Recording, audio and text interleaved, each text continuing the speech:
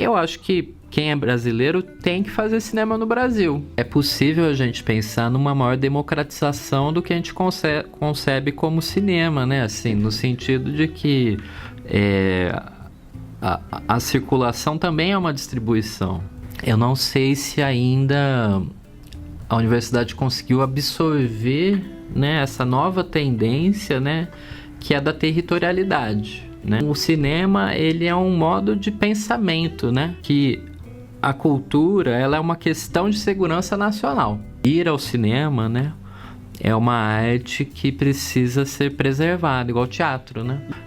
Então a gente precisa, enquanto cinema nacional, abrir espaço para o cinema do interior, porque não vai dar para fazer filme só lá na Vila Madalena e exibir só lá e acabou, né?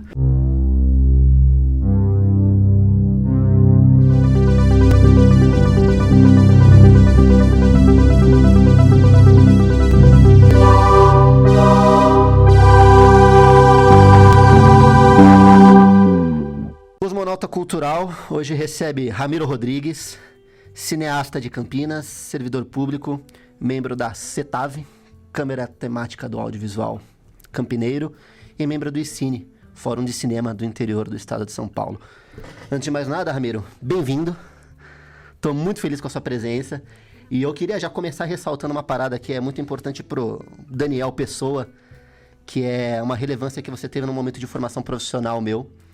Porque desde muito novo quis trabalhar com cinema e tinha muito na minha cabeça a ideia de ir para São Paulo e para o Rio de Janeiro, até para fora do país, trabalhar com cinema. Então essa ideia de fazer longas metragens, com grandes produções e tudo mais. E conhecendo você, me deparei com a importância de fortalecer e produzir onde você está. E mais do que isso, reconhecer que já existia uma produção nesse espaço e que muitas vezes a gente não tinha contato. Então, em primeira instância, a gente fala da produção nacional, do cinema nacional, que já é uma produção muito ampla, dá para ir para muitos lugares, mas descobri com você e graças a você o cinema do interior também.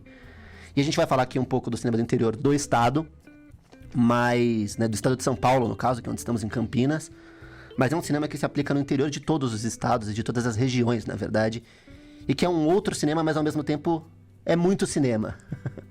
Então eu quero começar te agradecendo, acho que nunca falei isso pessoalmente para você, mas quero começar te agradecendo por você ter me apresentado esse espaço, que sigo aprendendo muito, acho que tem muito a aprender ainda, e quero ver se a gente consegue trazer um pouquinho dessa apresentação para as pessoas que estão assistindo. Então, antes de mais nada, bem-vindo. Obrigado, Dani. Queria agradecer o convite, né? Muito chique aqui o seu programa, né? Tô gostando muito, acolhedor. E até disso, ia começar com uma historinha, assim, também, que do mesmo modo que você, né, teve essa experiência, quando eu tinha 18 anos de idade, eu fui lá no Festival de Paulínia, de 2011. Foi um festival muito louco, né? Porque tava passando estreia dos filmes Febre do Rato, O Palhaço, vários lá. E dentre eles, no documentário, tinha um que era o Rock Brasília, do Vladimir Carvalho, que é o irmão do Walter Carvalho, né? E eu tava lá, eu também era muito novinho e tava tomando contato ali naquela loucura faraônica, né? Que era Paulínia, o festival ali daquela época, né? E pessoal do cinema mesmo, brabo, brasileiro aqui, no hotelzinho lá em Paulínia e tal, né? E aí a gente conversava de vez em quando, e aí eu sentei para conversar com o Vladimir Carvalho. A Lúcia Murat também foi muito acolhedora, assim, né? Dos novinhos lá. Naturalidade, sentei para bater um papo. E aí eu tava conversando com o Vladimir, né? Ele era professor lá do UNB, também em Brasília. E eu tava com essa mesma dúvida, né? Eu tinha começado a fazer o curso de Ciências Sociais na Unicamp, né? Eu cheguei a passar em Imagem e Som na UFSCar, mas não fui porque naquela época a minha família tava com muito pouca grana, tava precisando de uma força aqui, aí eu fui ficando aqui fazendo sociais, né? Daquele jeito, né? Mais fora do que na aula. Né? Mas aí eu perguntei pra ele, né? Eu pensava, onde que eu posso estudar, né? Não me apetecia estudar em São Paulo ou no Rio, mas eu pensava em estudar lá em Buenos Aires. Legal. Na época que tinha a Universidade EUCINE, lá acho que ainda tem. ENERC também tem uma outra junto, que é pública. Aí eu falei, olha, eu tô pensando, o que você acha, né, Vladimir? Que ele, né, já era um cara respeitoso, ele do cinema ganhou o prêmio lá em Paulínia de melhor documentário e tal. Sim. Aí ele falou, mas de uma forma super de boa, assim, super humana, assim, pra mim, do jeito que eu nunca esqueci, né? Ele falou assim, eu acho que quem é brasileiro tem que fazer cinema no Brasil. Parece meio óbvio, né? Mas não é às vezes, né? E aí ele mandou essa assim, mas foi um jeito tão tocante, assim, porque ele era um cara que ele vivia o cinema, né? Como professor, e ele tinha a própria cinemateca lá em Brasília. E aí eu fiquei com isso, nunca esqueci. Muitos anos depois, aliás, esse ano, acho, ou ano passado. Esse ano, acho. Eu tô fazendo um mestrado lá em Brasília, né? Legal. Então, a cada 3 meses eu vou lá. É um mestrado que é da Universidade Federal do Rio Grande do Sul, com o Itaú Cultural, que é de Economia da Cultura, né? E, de repente, falaram lá, as aulas são na Secretaria do Audiovisual mesmo, e de repente falaram lá, o Vladimir Carvalho morreu. E aí, eu lembrei do Vladimir, porque o único contato que eu tive foi justo esse aqui e tal. E aí, a gente saiu da aula e foi lá no Cine Brasília. E o Cine Brasília é um cinema público, né? Uma sala pública de cinema de Brasília grande, assim, projetada pelo Niemeyer, ali na Asa Sul, que foi aberta um dia depois da inauguração de Brasília, dia 22 de abril de 60. E aí a gente foi pra lá porque o velório foi lá. Foi no cinema. Então, bem ali no lobby, né? Tava ali o caixão dele e tal. E aí eu revi ele, né? Que loucura. Então eu vi ele só 2 vezes. Naquele momento que eu realmente vou fazer aqui, né? E depois no enterro lá, mas que foi, de algum modo, assim, muito festivo também ali, né? Porque o cinema, a gente presta um culto para ele, né? Assim, ele é uma arte que ainda tem essa aura, né? Vamos chamar assim. Então ele lá, o caixão lá no meio do cinema e o pessoal em volta e tal, né? Então ali foi um fechamento de um ciclo, né? Vamos chamar assim. Porque daí eu pensei, nossa, quanto que também eu evoluí, né? Desde que o cara, né? Eu falei com o cara a primeira vez, agora eu tô aqui, né? Foi bem legal. Ah, que legal. E é isso, acho que me soa um momento muito catártico mesmo. E é um ciclo que... A vida é feita desses ciclos, né? Então deve ter sido muito gostoso ter esse contato. Ramirão, vamos lá. Você falou um pouco dessa ideia de que você, como brasileiro, deve produzir cinema e estudar cinema no Brasil. Eu vou puxar isso para um microcosmo agora, falando de Campinas. Depois a gente pode até se aprofundar um pouco na história do cinema campineiro, acho que é legal para quem não conhece. Mas vamos falar um pouco do cinema campineiro. Então, Ramirão, você entende que o artista do interior, falando de Campinas, mas vale para todo o interior, qual é a relevância e importância desse artista produzir arte no interior? Como você enxerga um pouco essa produção, sem romantização também, a gente não precisa aqui entrar muito nesse viés romântico do de onde vim e tal, mas se você achar que cabe também, o microfone é seu. Olha, eu tenho uma parte romântica, mas eu tenho uma parte muito pragmática também, né? Começando pela parte pragmática, né? Certo. Que é mais durona. Tem um autor chinês que chama Wang Huming. Ele tem um conceito que ele chama de soberania cultural, né? Porque, especificamente lá na China, né? Depois do ocorrido lá na Praça da Paz Celestial e tudo, o Partido Comunista Chinês começou a repensar como teria que se dar essa relação com a cultura, né? Porque na interpretação deles, parte do que ocorreu ali foi uma infiltração ali, né, do governo americano, criou uma célula ali e foi se expandindo e gerou uma grande dissidência ali, naquele contexto ali também, que a União Soviética estava caindo, né? Então, como que a China ia conseguir superar isso e prosseguir, né, na experiência socialista dela? E quando ele coloca esse conceito, né, ele vai para os Estados Unidos, né, faz um intercâmbio lá, fica 6 meses meio on the road lá, estudando os Estados Unidos como um cara maoísta e tal, né? E ele escreve um livro que chama América versus América, isso em 91. Então é muito interessante, porque ele, sei lá, previu algumas coisas ali, né, que a gente está vivendo hoje, né? E no que ele coloca ali, né, desse conceito especificamente, que a cultura, ela é uma questão de segurança nacional, né? Não existe soberania de um povo sem uma soberania das suas práticas culturais, né?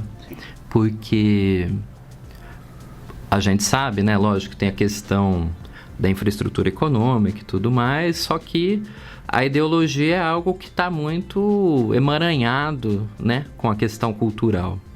Então, você precisa criar uma política cultural de Estado, né? Caso você queira ter um Estado que seja soberano, né?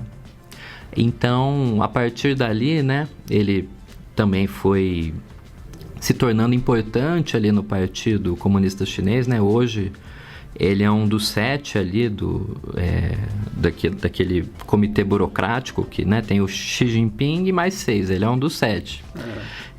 Então ele é o grande ideólogo, né, do que deve ser essa questão da cultura e da ideologia do partido hoje. E eles fizeram a política pública nesse sentido. Se você for ver no caso do cinema na China, os top 10 filmes são chineses. Sim. E o país no mundo que tem mais salas de cinema, né, é a China. Não Sim. é os Estados Unidos com o Canadá, né?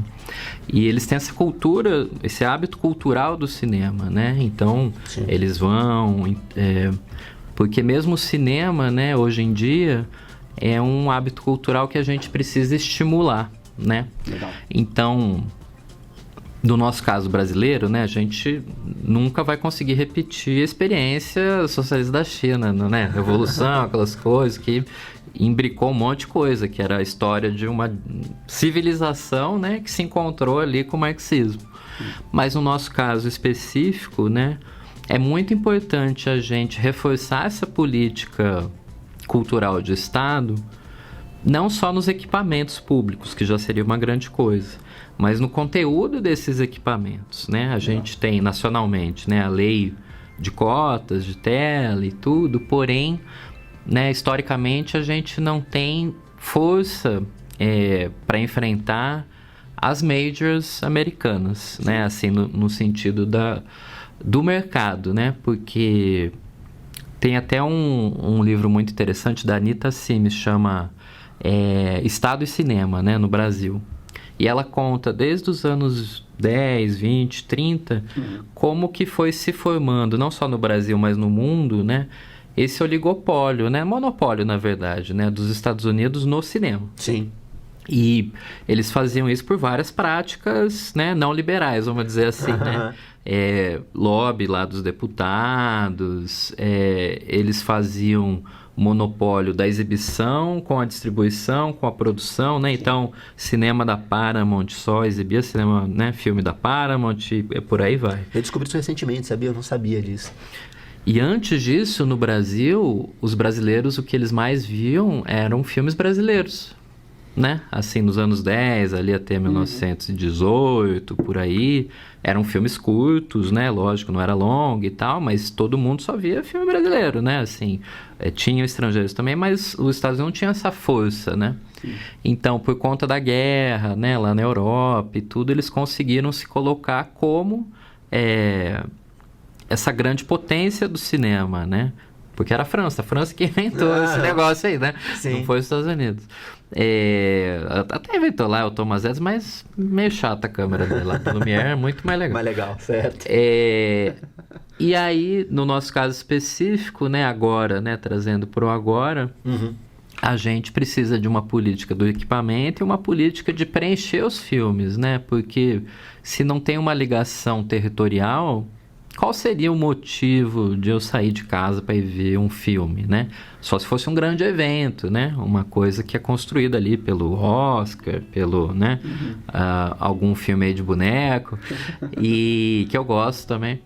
Mas vai, né? Se você pega desde 92, que é o ano que eu nasci, até os dias de hoje, né?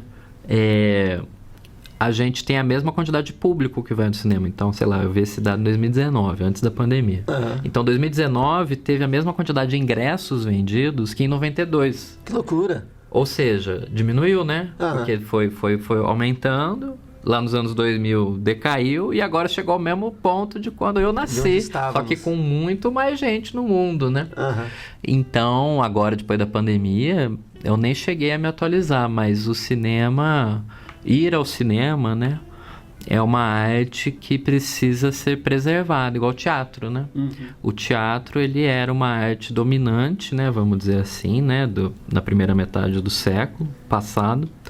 Então, você ia lá nos anos 50, aquele pessoal, Fernando Montenegro, Lima Duarte, que depois foi pra Tupi e tal. Uhum. Eles faziam teatro lá, TBC, depois Teatro de Arena, e era lotado, era um grande acontecimento ir pro teatro. O pessoal ia no teatro toda semana. E a própria Rádio Tupi, o começo da TV brasileira, era tudo teleteatro. Eles filmavam as peças. Sim. Porque o que tinha status era o teatro, né? E lógico, o cinema também existia. O pessoal ia muito no cinema, né? Tinha aqui em Campinas muitas salas de cinema. Né, ali pelo centro, grandes, enormes. Então, o Teatro Castro Mendes era uma sala de cinema de periferia, né, ali para Vila Industrial. Uhum. Então, 1000 lugares, né, isso para periferia, né, e lá no centro, acho que a maior tinha o Cine Voga, que é onde fica o Bar Voga, o pessoal ia, né, lá via o filme, saía, ia no bar. Cine Windsor, acho que era o maior, que fica do lado ali do Palácio da Justiça. E muitas outras, assim, né? Sim. Então, é um hábito cultural arraigado nos campineiros, né? E mesmo que a gente não conheça tanto, tenha muito contato com isso, Campinas tem uma história de produção de cinema também, né? Sim. Desde os anos 20. Também, curiosamente, iniciada ali por um dramaturgo, né? Que era o Amilar Alves. Sim. Ele tinha uma peça que, na época, eles chamavam, né, do regionalista, né? Uhum. Que ele chamava de um drama caipira, né? João da Mata, né? Um drama caipira. E era sobre um colono, né? Que tinha uma disputa de terras ali com um proprietário, né? Rural. E vai se avançando ali a dramaturgia e descobre que o proprietário tinha roubado as terras que eram, na verdade, da própria família do João da Mata, né? Uhum. Tem uma cena final ali que eles se engalfinham lá e o João da Mata acaba matando o dono lá. Mas aí ficou tudo bem, porque descobriram que ele era bandido, não sei o quê. E esse filme é considerado um dos primeiros longas-metragens de ficção brasileiros, né? Porque não era comum você fazer um filme de mais de 1 hora. Era uma coisa estranha, né? Porque era muito rolo, muita película. As câmeras naquela época eram uma manivela, né? Cinema silencioso e tal. Sim. Então ele pegou essa peça que ele estava fazendo e, com os mesmos atores, o mesmo cenário, tudo, foi num terreno baldio lá que pegava bastante sol aqui e filmou. Filmou a peça lá e cortou e ficou um filme, né? E por isso ficou essa duração maior. Sim. E aí foi um marco, né? Tanto é que hoje em dia a gente tem a Semana Amilar Alves, né? Sim. Que é uma homenagem a todos os cineastas campineiros, sim, né? Homens e mulheres. E a gente tem também o nosso Museu da Imagem e do Som aqui de Campinas, né? E nesse museu, que fica ali na Rua Regente Feijó, no Palácio dos Azulejos, tem a câmera que o Amilar Alves usou. Que legal. Em 1920, que era a câmera do Tomás Getúlio, que era o fotógrafo, né? E essa câmera filmou um ciclo de filmes nos anos 20, de uns 9 filmes, né? Que legal. De diretores diferentes. Tem um mestrado muito interessante sobre isso, que é do professor Carlos Roberto de Souza, que ele publicou recentemente, agora, 2022. Chama O Cinema em Campinas ou Uma Hollywood Brasileira. Sim. Porque o sonho dos caras era realmente implantar um cinema industrial aqui, né? Sim. E a gente chegou muito próximo disso, né? Não só Campinas, mas muitas outras experiências. Só que fracassaram nessa questão da soberania, né? Porque um elemento estrangeiro, né? Veio muito forte, né? Batendo muito na distribuição isso aí, né, Ramirão? Pesquisando sobre, eu percebo que, como você disse, esses filmes não tinham dificuldade em chegar ao público e em ser bem aceitos pelo público. Ele enfrentava barreiras muito fortes no momento da distribuição do filme, né? Da exibição, isso de ter salas de cinema. Então eu sinto que isso já se conversa direto com o que você estava falando antes. Desculpa interromper, inclusive. Sim. Mas é porque eu acho que já conversa diretamente com essa questão da distribuição e que é uma dificuldade, talvez até contemporânea, desse cinema do interior. Porque se a gente for ver, não só do interior, né? Aí o cinema brasileiro mesmo, né? Porque como é hoje, né? A gente falou muito da história, né? Agora, né? Dando nome aos bois e tal. Você é um exibidor, né? Mesmo que seja um exibidor pequeno, você fica meio que na mão das majors, né? Se você não exibe o filme deles da maneira que eles querem, eles não mandam mais os filmes para você exibir. Então, mesmo que na letra da lei, né? Ou na aparência, pareça que seja tudo bem livre mercado e tal, na prática ainda continuam as mesmas práticas, né? Monopolistas, né, do cinema, né? Sim.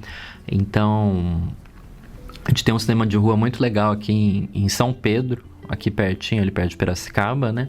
Que é um cinema muito bonitinho, né? Ele tem que se esforçar para conseguir emplacar ali os filmes, né? Tanto do interior quanto nacionais, né? Porque é uma indústria pesada, assim, né? E sem contar os complexos, né, de cinema maiores, aí que a gente vê em shopping, etc. Eles próprios diversas vezes falam ali para a Secretaria do Audiovisual lá do Ministério da Cultura que eles não têm lucro com a venda só dos bilhetes, né? Se fosse só o bilhete, fecharia o negócio. Sim. O que eles conseguem fazer para se manter é a pipoca. Então, é uma dificuldade, né? Assim, então, se a gente não tem uma política de Estado, né, que reforce esse hábito cultural, Sim. mesmo os grandes complexos estão fadados a acabar, né? Porque é caro, né, fazer a manutenção ali, né? Sim. E se nem lá nos Estados Unidos estão conseguindo segurar, imagina aqui, né? Sim. Então eu penso que, na verdade, é tudo meio junto, né? Com certeza. Eu acho que isso ajuda a gente até a entender um pouco uma dúvida que muitos amigos que não são da área vêm me trazendo e que acho que está dentro dessa sua explicação é o porquê o filme nacional fica tão pouco tempo em exibição em grandes salas de cinema, assim, esses complexos de shopping que são onde hoje o público se encontra mais concentrado, né? E o filme nacional, muitas vezes, ele até consegue ocupar esse espaço, nunca é fácil, mas ele até consegue ocupar esse espaço, mas é isso, ele vai ficar em cartaz 2 semanas, às vezes um final de semana. E acho que entra um pouco nessa questão que você está falando da distribuição e desse retorno financeiro e dessa ausência de políticas públicas nesse sentido, né? Porque, lógico, existe o cinema comercial, que a gente está mais acostumado e vê, né, nos streamings e no cinema, na sala de cinema e tudo. Porém, é possível a gente pensar numa maior democratização do que a gente concebe como cinema, né? Assim, no sentido de que a circulação também é uma distribuição, né? E tem alguns filmes que eles têm um valor cultural, né? Por exemplo, um documentário sobre uma questão cultural. Mesmo esse Rock Brasília, do Vladimir Carvalho, ele tem algum apelo, porque é sobre as bandas de rock dos anos 80, lá em Brasília, formação, como foi e tal. Mas não vai dar para você ficar semanas, né, ocupando várias salas do cinema comercial com esse filme, porque é um documentário, né? Mas, ao mesmo tempo, ele tem um valor cultural de você entender melhor a nossa cultura, né? De onde veio essas bandas, qual que é a relação que a gente está no mundo enquanto brasileiros, né? Sim. Então, essa circulação não precisa ser só na sala comercial, né? Por isso, acho que é importante existir salas públicas, mas também salas alternativas, né? Assim, de cineclubismo, qualificar as salas de exibição, não necessariamente salas de cinema, para que elas fiquem melhores, você tenha uma experiência, né, cinematográfica, mesmo sem ser necessariamente naquela sala do shopping comercial, né. Então há vários modos de você criar esse hábito cultural do cinema, né. Talvez antigamente isso era mais claro porque existiam as locadoras, né. Talvez. E quando a gente ia nas locadoras, né? Aqui Campinas também era uma das maiores aglomerações de videolocadoras, né? Do Brasil, 100% vídeo, era muito grande, Muito começou forte. em Campinas, né? Sim. Tinha ali também na Barão de Jaguara, né? Ali bem grande, enorme ali. Então era todo um cultivo. Então a gente teve cineastas famosos, né? Hollywoodianos, por exemplo, o próprio Quentin Tarantino, a formação dele foi em videolocadora, né? sim. Ele conseguiu ver aquele tanto de filmes e até hoje lá eu vejo entrevista dele também em podcast, em coisa assim. E aí o pessoal faz um jogo com ele, vai lá ler uma descrição de uma fita, né? Lá de um filme totalmente obscuro, assim, né? É sobre não sei o que, não sei o que lá. Aí fala, é tal filme. E porque ele era um rato de locadora, né? Ele ficava lá mesmo, vendo, punha fita, né? Então, também isso tem uma influência estética no que ele faz, Perfeito. né? Porque o modo como ele misturava, né? As referências, né? Principalmente ali no Pulp Fiction, né? Então, que o pessoal fala que é tarantinesco, né? Que é só uma referência pela referência, é vazio e tal. Sim. Mas tinha muito a ver com a própria prática de visionamento dele do cinema, né? Que era pôr a fitinha lá, depois põe outra, volta, né? Então, faz parte da geração dele ali, né? Penso que a nossa, né? Eu baixei muito filme por torrent. Muito, né? muito. Então, já é outra experiência, porque sei lá, tinha uma certa cultura do compartilhamento e da discussão online, assim, né? Tinha ali aquele tópico lá, o making off, né? Que ainda existe. E você baixava lá e falava, põe mais seeds, né? Ou aí conseguiu ver, aí discute, esse filme é incrível, não sei o que, daí outro fala, daí tem debate, daí não sei o que, né? Então, eu devo 90% a baixar filme pirata. Sim. Com certeza. Eu acho que essa construção da cultura de cinema, ela passa muito por essas exibições alternativas, por assim dizer, e que são muito alencadas ao período histórico em que se vive. Então, se você teve o período da locadora, você teve o período do torrent, agora você vive um pouco o período dos streamings, e eu acho que esses streamings, de certo modo, eles dão uma capada nesse contato, né? Porque você tem um contato muito limitado com o cinema, com material de cinema, até dentro disso que você vinha falando do que é cinema comercial e do que não é, né? Do que são formas alternativas. Mas agora, ainda dentro disso, eu queria falar um pouco com você da importância, de repente, do cinema universitário, Ramirão. Eu não sei se você pode dar uma pincelada pra gente, mas eu acho que para a formação tanto do cineasta, quanto do público, quanto do cinema local, o cinema universitário tem uma importância muito grande. E eu acho que, falando aqui de Campinas, a gente tem a Unicamp, que é uma universidade gigantesca e que promove não só exibições, mas debates, enfim. Então, se você puder pincelar pra gente um pouco do como você enxerga essa importância do cinema universitário, às vezes até conversando com o cineclubismo, já, se você quiser já puxar essa sardinha, também pode. Agora tem também curso da PUC de cinema, né? Eles criaram um curso de cinema esse ano. Não sabia, que legal. E até tem um grande amigo, o Cauê Nunes, né? Que fez sociais na Unicamp e é professor desse curso agora, Que cineasta legal. aqui de Campinas. Eu penso que a universidade, né?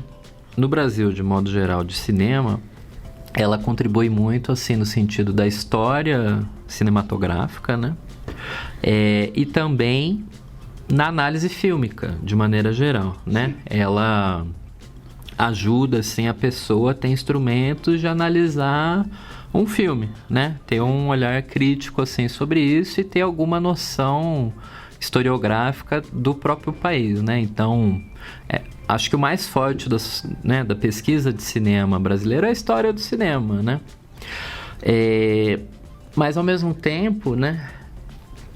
Eu não sei se ainda a universidade conseguiu absorver, né, essa nova tendência, né, que é da territorialidade, né? Ela tem forte as questões identitárias, né, o cinema negro, o cinema LGBT, o ensaio, e tudo isso é muito forte.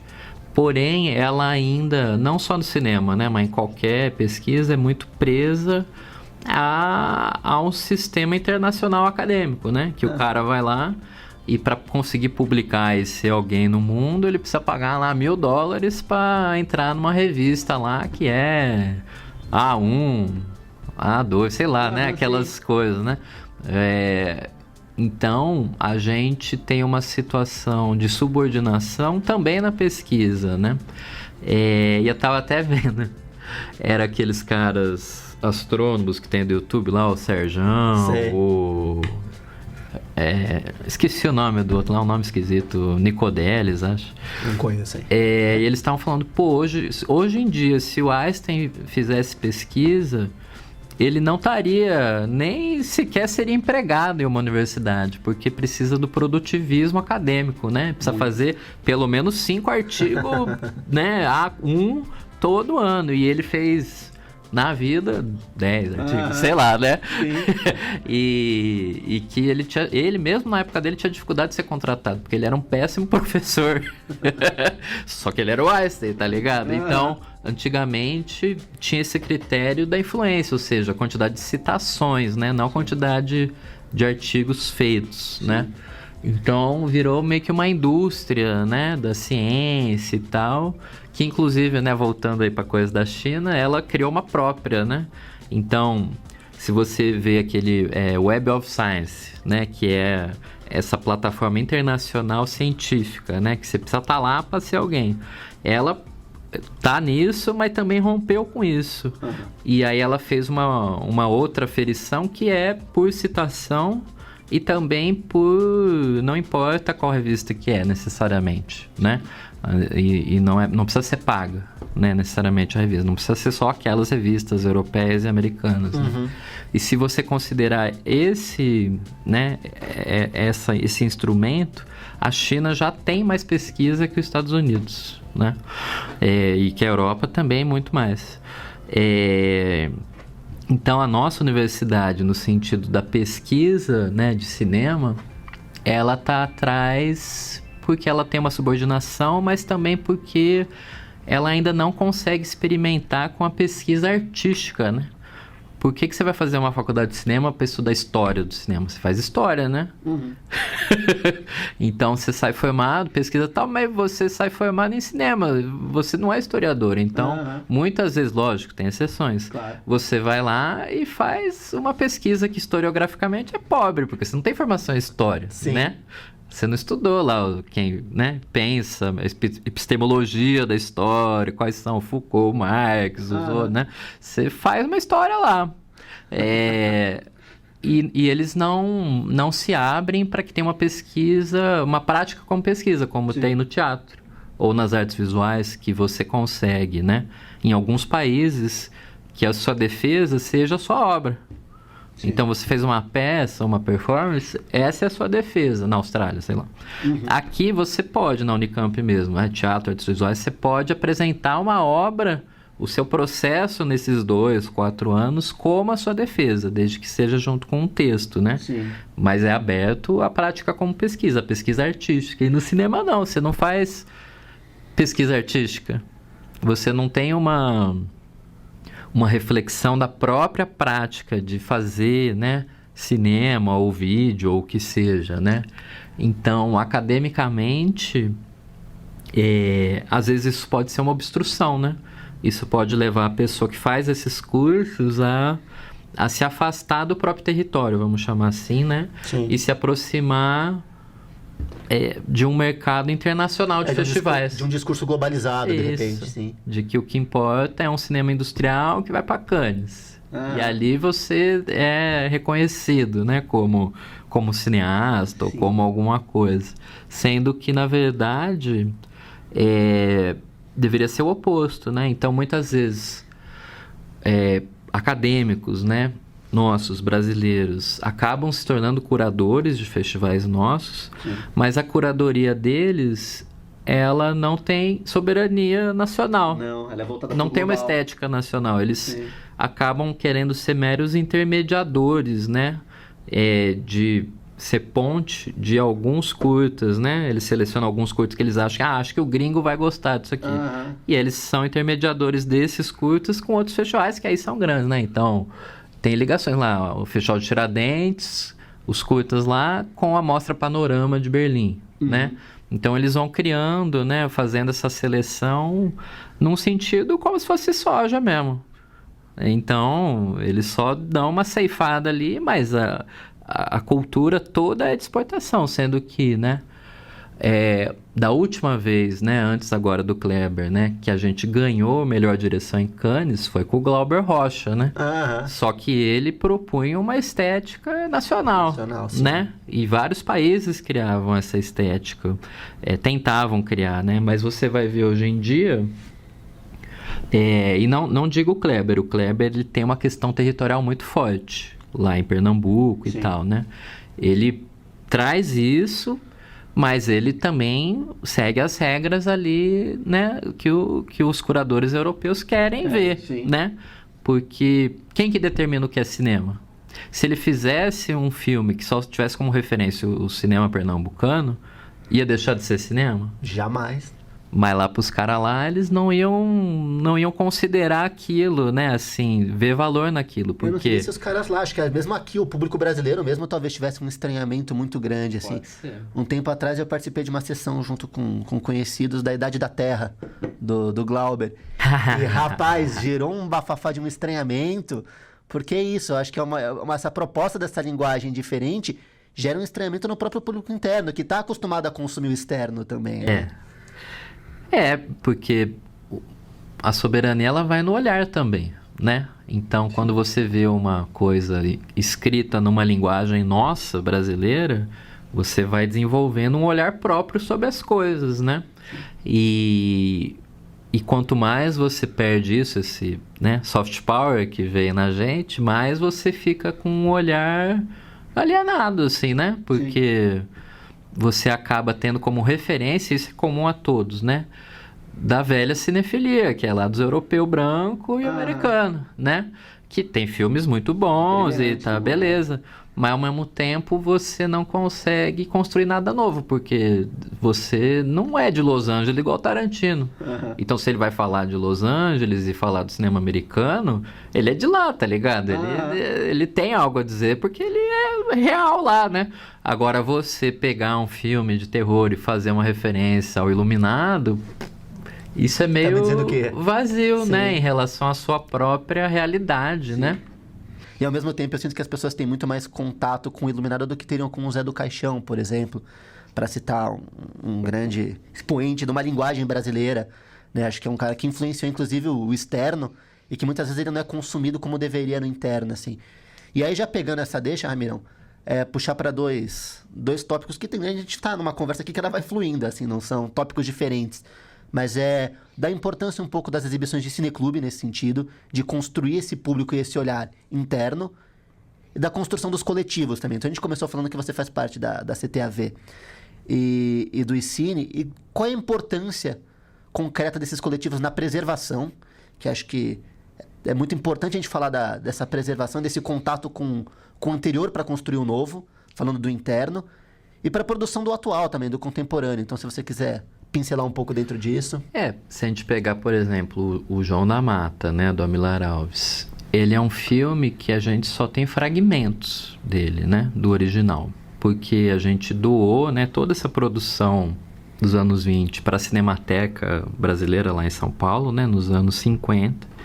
E nos anos 50 pegou fogo, um dos muitos fogos que pegou na Cinemateca. E aí perdeu tudo e só sobrou esses fragmentos. Essa luta final que eu falei, ela foi preservada. Sim.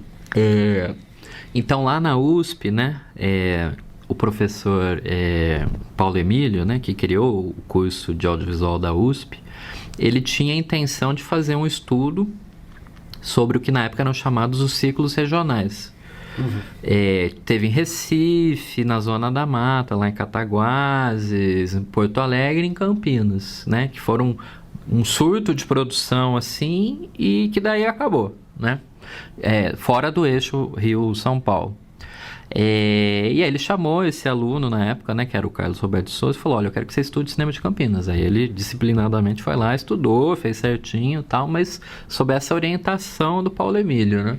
Que apesar de ser um cara de muita cultura europeia, morou na França há muito tempo, estudou na França e tal, ele tinha essa noção, né, assim, da valorização da nossa cultura, né, vamos dizer assim, da preservação.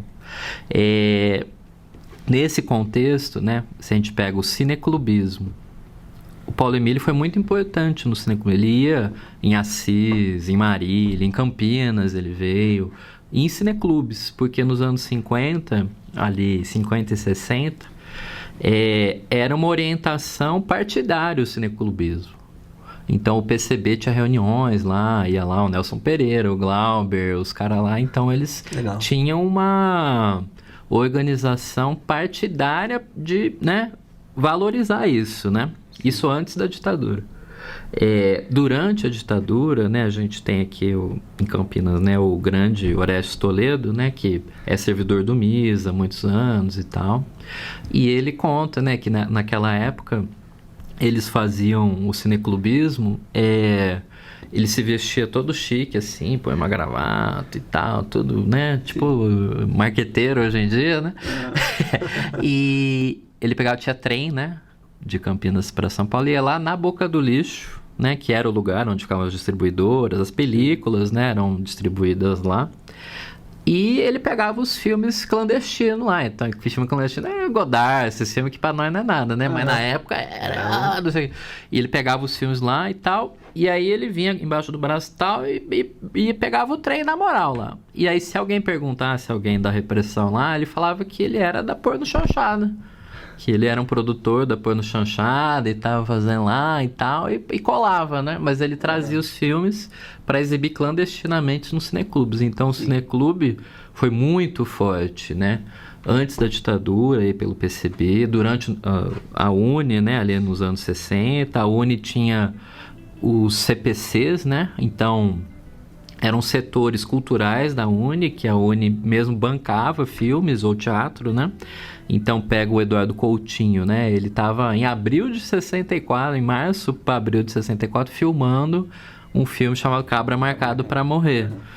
E ele estava filmando lá e era com o pessoal das ligas camponesas, né?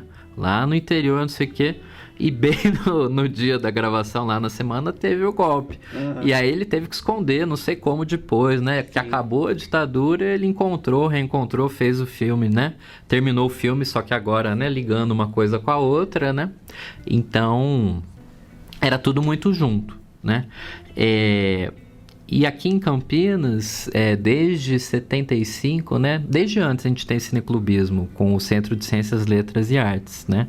Que ainda existe, né? Onde estão todas as partituras do Carlos Gomes, manuscritas. Fica ali na Glicério. Mas foi uma entidade muito importante para o setor cultural campineiro, né? Antes de existir a Unicamp. Sim. E lá eles faziam esses cineclubes, veio o Paulo Emílio um dia, né? Então foi formando essa consciência cinematográfica e os filmes eram feitos baseados nisso. Nos anos 60 teve uma experiência de cineclube universitário na PUC, né? Que os alunos ali de Direito pegavam esses filmes, em alguns momentos clandestinos, outros não, né? Do Antonioni, não sei o que, filme de arte. Exibia, cobrava ingresso e com o dinheiro faziam curtas em 16mm. Que legal! Então, uma dessas cineastas, que é a Daís Peixoto Fonseca, fundou o MIS junto com o Henrique de Oliveira Júnior, que já era mais velho. Sim.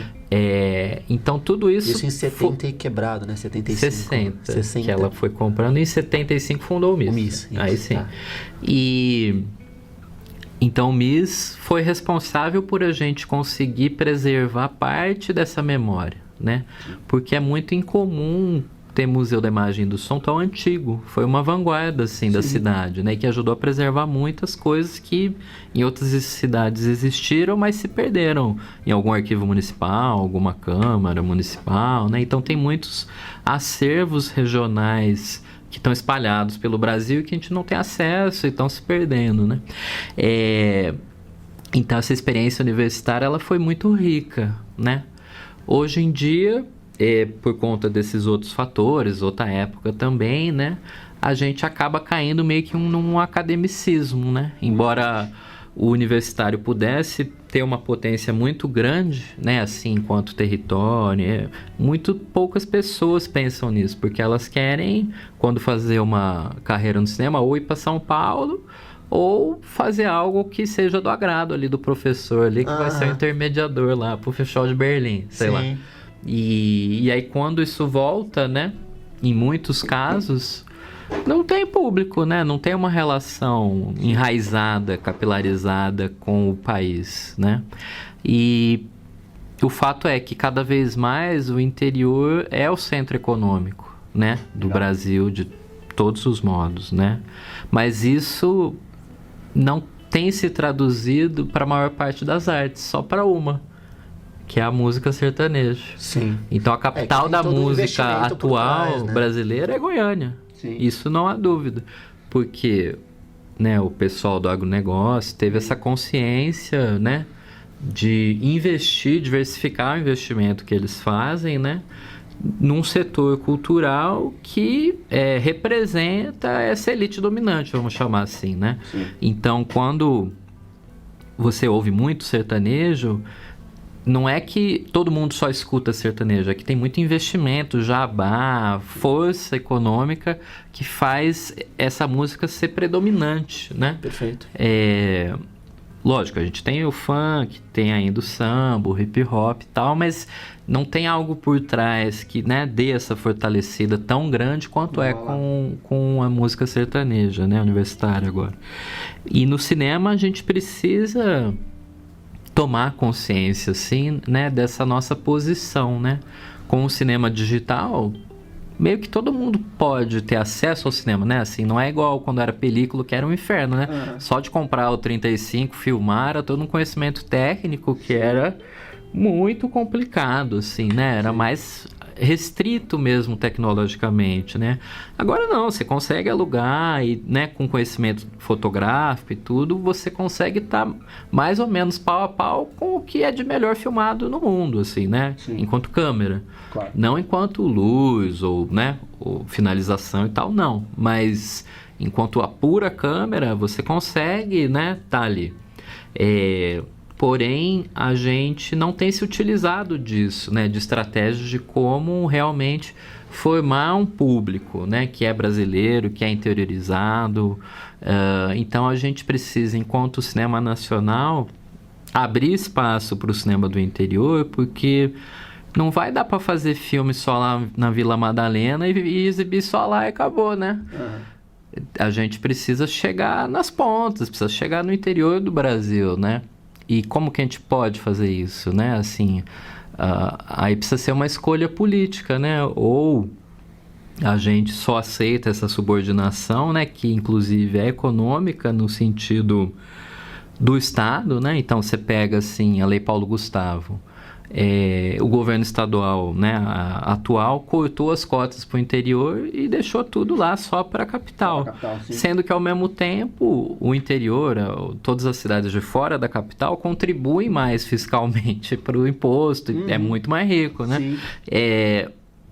Então, é uma contradição, né? Porque por que só pode ir lá, concentrado lá, né?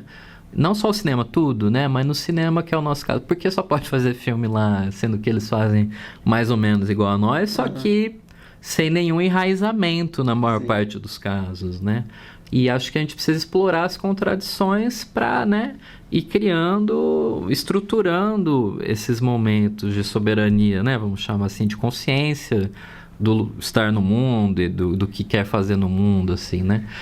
Então, acho que é para isso que existe o ICINE, né, o Fórum de Cinema do Interior, e regionalmente aqui a Câmara Temática do Audiovisual, mas existem muitas experiências no interior municipais, né? A gente tem o Quino Olho de Rio Claro, o Cena 14 lá de Piracicaba, o Polo de Cinema do Velho Oeste ali do Paranapanema, em Assis, a Mostra da Boca Miúda em São José do Rio Preto, o Arranjo Produtivo Local de Bauru, tem muitos coletivos, né, no interior todo. Então, é como a gente se organiza, né, para politicamente demandar, assim, que a gente tenha direito, né? Não só acesso às salas, mas também direito a exibir nossas próprias produções, né? Sim. Eu acho legal você falando, Ramirão, porque... Primeiro que é uma aula, né, cara? Eu adoro te ouvir falar, é muito incrível. Mas uma coisa que sempre me atormenta muito nessas conversas é essa ideia da construção do público, do como chegar nesse público, principalmente no interior, assim. E acho que você dá a resposta aqui quando você diz que a gente está num momento político de organização, na verdade. E você cita vários coletivos que têm essa potência, que têm esse poder. Eu queria aproveitar de estar chegando no final do papo aqui já, mas eu queria aproveitar esse final de papo para falar um pouco dos canais de comunicação desses espaços, onde as pessoas podem encontrar programação desses espaços. Conversando com alguns amigos músicos aqui no programa mesmo, a gente toca muito na tecla na dificuldade de ter acesso às programações. Então, a dificuldade de saber, por exemplo, o que o MIS está passando, o que está rolando no MIS. Você tem que ir muito atrás, porque não é divulgado pela mídia, ou é divulgado em momentos muito, muito específicos, assim.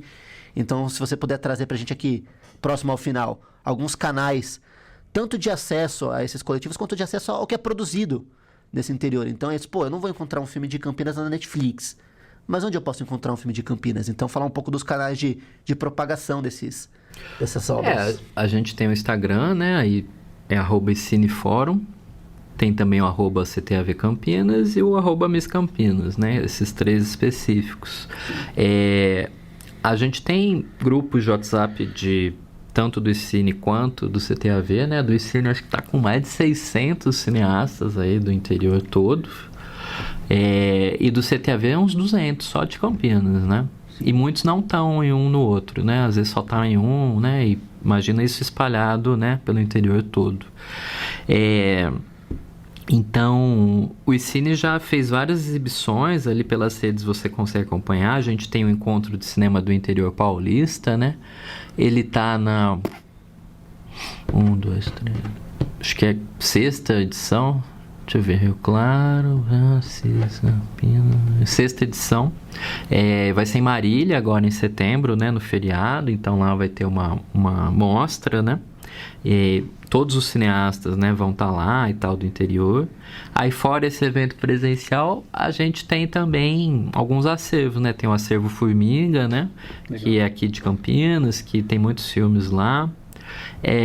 Eu penso que a prefeitura tem tentado se organizar para criar ali uma plataforma de exibição dos filmes que foram contemplados municipalmente, né? O governo do estado também está tentando. E tem também o do MINC agora, né? Eles criaram uma plataforma de streaming aí mais robusta mesmo, sim, pagando a galera, o licenciamento e tal. E que você consegue ter essa experiência do streaming sem necessariamente ter que pagar, um streaming público, né? Então, eu penso que a gente precisa fortalecer, né, esses canais e também essas distribuições mais públicas, né, mais abrangentes, né, do que só as comerciais.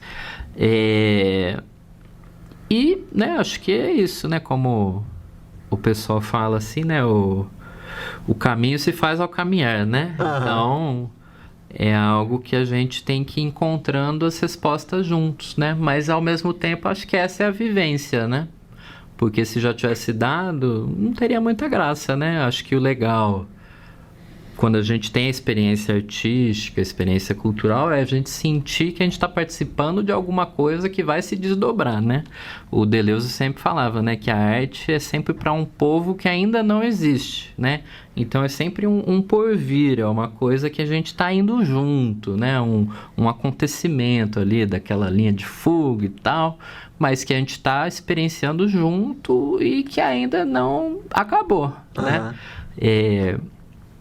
E penso também, né, que mesmo que o cinema se torne, né, uma arte menos relevante, né, agora acho que é o momento dessas expressividades mais efêmeras mesmo da internet, né, mas ao mesmo tempo eu vejo lá no TikTok lá uma live de um maquinista russo, um cara que trampa num trem lá na Rússia. Uhum. Aí ele põe o celularzinho dele lá e faz uma live ali da paisagem, né? E assim, parece o Tarkovsky, sabe? Você entra numa sensação assim, e ele só pôs a câmera lá e tá filmando, ele não tem, né? Mas eu penso que isso revela que o cinema não é uma sala, não é uma cinefilia, não é... o cinema, ele é um modo de pensamento, né? Então, você se deslocar para ir ver um filme, você preservar um filme, você falar de um filme, você ler sobre filme, inclusive você ver o filme, tudo isso é cinema, né? Cinema não é só ver o filme, o cinema é todo esse extracampo que envolve o filme, né? E o filme é importante, né? O saudoso David Lynch lá, que fazia filmes oníricos, né? Que imitavam o sonho e tal. Sim. Mas ele é importante porque a montagem é pensamento, né? Igual uma frase é um pensamento. Então, é um modo de pensar numa outra linguagem, né? Então, eu, pelo menos, minha cabeça sempre foi cinematográfica, assim, Sim. não no sentido de explosão e tal, mas de olhar a realidade já nesse corte. Nesse corte narrativo, assim, narrativo não no sentido necessariamente tradicional, né? Ele é um modo de pensar, né, assim. Então, mesmo que nunca mais eu tenha acesso a uma sala de exibição, isso está dentro da sua cabeça, né? Não está fora. Então, por isso que eu penso que a gente, né, tem que prosseguir nisso. Mesmo que, né, agora terminando aí com o Godard, né, o último filme dele, Imagem e Palavra, né? Ele é o cara que criou o cinema moderno e também enterrou o cinema moderno, né? Uhum. Ele quis fazer isso. E aí ele falava mais ou menos assim nesse filme aí, né? Meio que o adeus à linguagem e tal, né? Que quando uma época termina, a arte, né, que representa aquela época também desaparece. E aí cabe às novas gerações, às novas pessoas, criar novos meios, porque isso que é arte, né? Então é isso que a gente tem que fazer, os novos meios. Mas os novos meios talvez não sejam um material, um instrumento ou uma mídia, mas seja o próprio modo de existência em relação àquilo que já se perdeu, né? Então você vive o cinema nessa militância, sim, vendo os filmes aqui, mas criando um conteúdo de vida em relação a isso, né?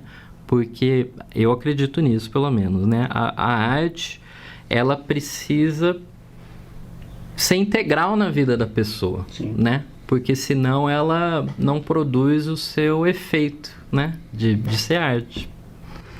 Eu não tenho mais nem o que dizer, Ramirão. Depois disso aí, eu vou encerrar aqui com essa reflexão super bonita. Queria te agradecer novamente por você ceder um pouco do seu tempo aqui para vir partilhar tanto conhecimento, tanta vivência e tanta ideia bonita, cara. Porque eu não sei se você vai tomar como uma ofensa, mas eu vejo você como um grande idealista, cara. E eu acho isso muito legal, assim, porque eu acho que precisa disso, e isso cabe muito, isso é muito importante para essa caminhada que você fala que estamos construindo aí constantemente. Eu acho que pessoas como você são mais do que necessárias para fomentar, entender e questionar essa caminhada que a gente vem fazendo. Então, queria novamente te agradecer por ceder um pouco do seu tempo aqui e vir bater esse papo.